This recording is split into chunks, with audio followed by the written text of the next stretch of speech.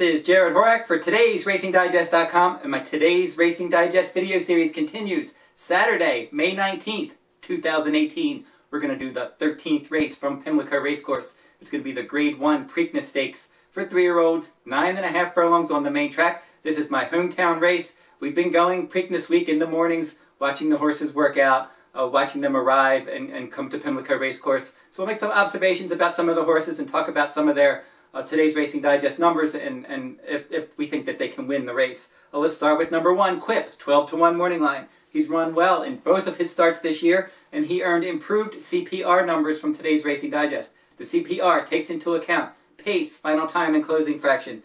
And in the Tampa Bay Derby, Quip earned a career best number, winning that one, and then he came back and finished second in the Arkansas Derby. He had enough points to qualify for the Kentucky Derby, but they decided that they wanted more time between starts.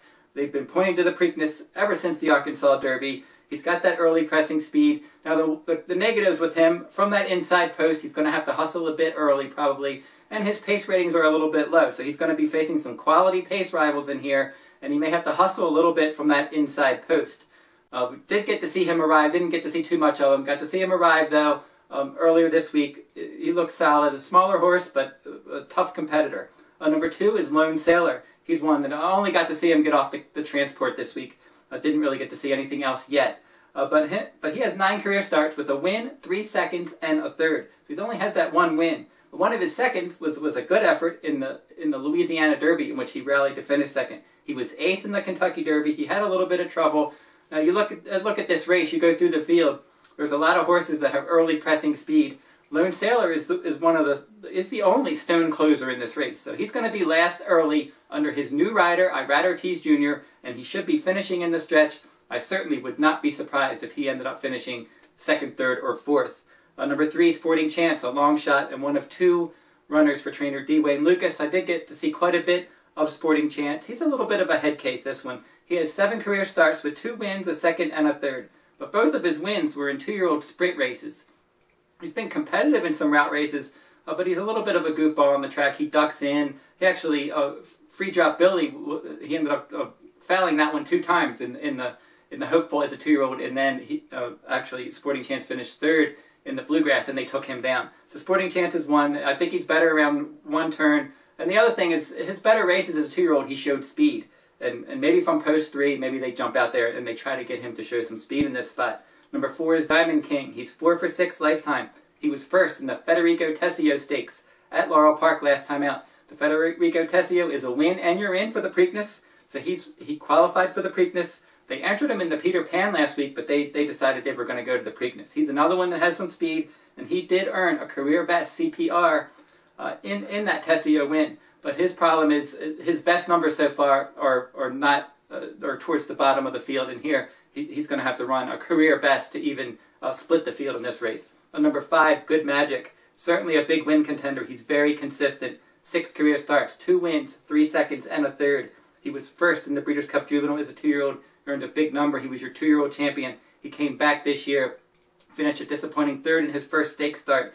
And then in the Bluegrass Stakes, he started to show some of that 2-year-old form, where he came from an outside trip, an outside post, a wide trip, and he was able to win the Bluegrass. The Kentucky Derby, the pace was quick.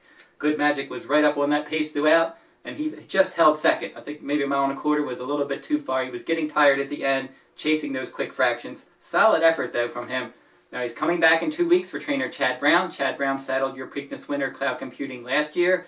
Curlin is the sire, and Curlin won the Preakness Stakes in 2007. So he has some of that Preakness Stakes pedigree, and also the trainer ended up saddling the Preakness winner. So Good Magic looks like a solid threat, stalking the pace. I did get to see a little bit of Good Magic this week, the day he came in. He was napping when we first saw him, and then he woke up from his nap. We were able to snap some pictures of him. We saw him moving around a little bit. And then they did walk the shed row later on in the day. He looked good. He's been looking good in his gallops. The first day that he galloped, he got a little bit sweaty, but it was very humid that day. And then he's been able to get a good feel of the wet track. And when the Kentucky Derby was the first time he ever even saw a wet track. So that was a good effort. And now since then, he's been in Maryland. It's been raining like crazy here. And he's been able to get a good feel of the Pimlico surface. Look for him to run a good race. Number 6 is Tenfold, a very lightly raced, only 3 starts. He's 2 for 3. He won his first 2 career starts under today's rider, Ricardo Santana Jr. And then last time out in the Arkansas Derby, he finished 5th. Now he's one that's going to have to improve. He sort of looks like Quip a little bit. He's got good race spacing. He's got some ability. He's got the tactical speed like a lot of horses in this race, and he's going to have to work out a trip. Number 7, Justify, obviously the one to beat in here. 4 for 4 lifetime, 2 for 2 on a wet track. He won that Kentucky Derby up on a fast pace. He was able to turn away good magic and win nicely. In the Santa Anita Derby, he earned strong Today's Racing Digest numbers. And if he earned any kind of numbers like any of his, basically his first 4 starts, he's going to be tough. 2 for 2 on that wet track. The track should be wet for the Preakness. We got a very good look at Justify this week coming in. Outstanding looking individual. He looks like he looks the part of a horse that's going to be competing in these Triple Crown races. He looks powerful. He's big. He towers over the rest of his rivals, and he looks like one that's going to be on the pace throughout. But he's not going to offer any value. But he could certainly win the second leg of the Triple Crown. Finally, number 8, Bravazo. He had a couple of stakes placings as a 2-year-old, and then he won his first 2 starts this year, earning nice CPR numbers, back-to-back good numbers at Oaklawn Park, and then he won the Risen Star at Fairgrounds. But then after that, he was 8th in the Louisiana Derby. He didn't get anything out of that race, and then he ends up taking 6 weeks off and coming back in the Kentucky Derby and finishing a wide 6th. Now, trainer D. Wayne Lucas said he didn't think he got anything out of the Louisiana Derby, and he said he was probably going to be short for the Kentucky Derby. I think he was right. He did make a bit of a move. He made it all the way up to 4th before he ended up 6th. Not a bad effort in a 20-horse field. He's looked good this week. I've taken some pictures of him. I've seen good look. He looks like his coat's glistening. He looks good. He looks like he's ready to run a good race. Whether that's good enough to threaten for the top spots, I don't know, because your top 2 contenders, Good Magic and Justify, are just much quicker than the rest of the field. So I think this race, it's Justify's race to lose. If he runs his best race, he wins. Good Magic should be right with him. If Justify regresses just a little bit, Good Magic could win. Any of the others, it would be an upset. They're just not fast enough on paper. Look for Lone Sailor number 2 as the lone closer to possibly hit the board. And then Bravazo could outrun his odds. He's 20-1 morning line. He's got running style versatility. Now, if you're interested in the complete digest from Today's Racing Digest for Preakness Day from Pimlico for Saturday, May 19th, go to todaysracingdigest.com. That complete digest for the Preakness. Tons of information, analysis, all the Today's Racing Digest speed figures, workout analysis, and more. You can get that at todaysracingdigest.com.